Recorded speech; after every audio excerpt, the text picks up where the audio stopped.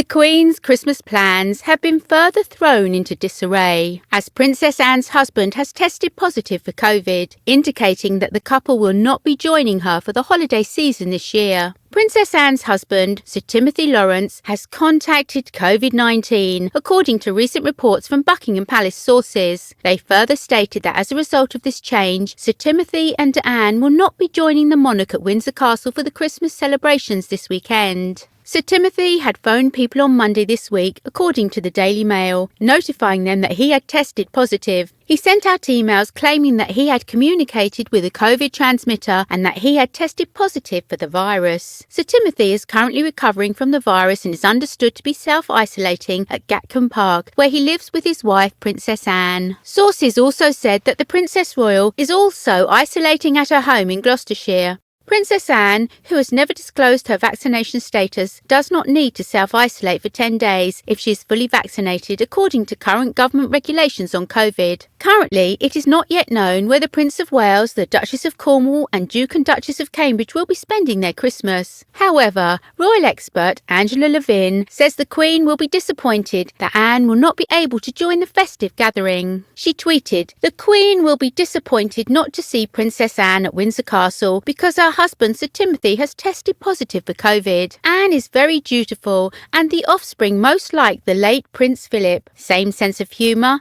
same attitude. Hopefully he will recover soon." The reports on Sir Timothy come just hours after the Queen made the decision to scrap her traditional festive break on the Sandringham estate amid the rise of COVID infections. The move, a royal source said, was a personal one taken after careful consideration, which reflects a precautionary approach. Instead, the 95-year-old monarch will remain at Windsor Castle, where it is intended members of her close family will visit her. It is the first Christmas the Queen will spend without her beloved husband, Prince Philip, who passed away in April.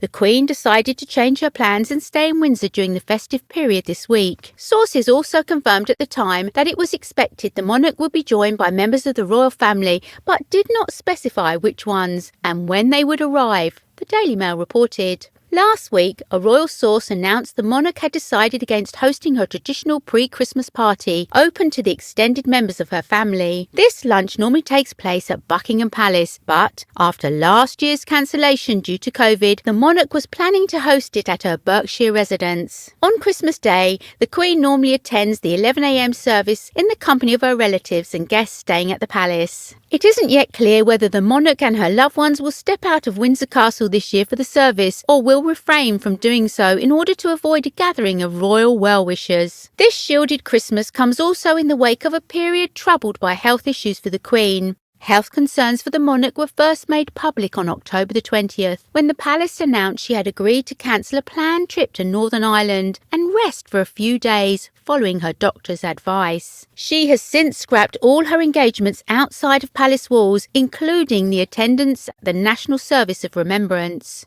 However, the Queen has continued to carry out her day-to-day duties as sovereign, including dealing with the government's red boxes.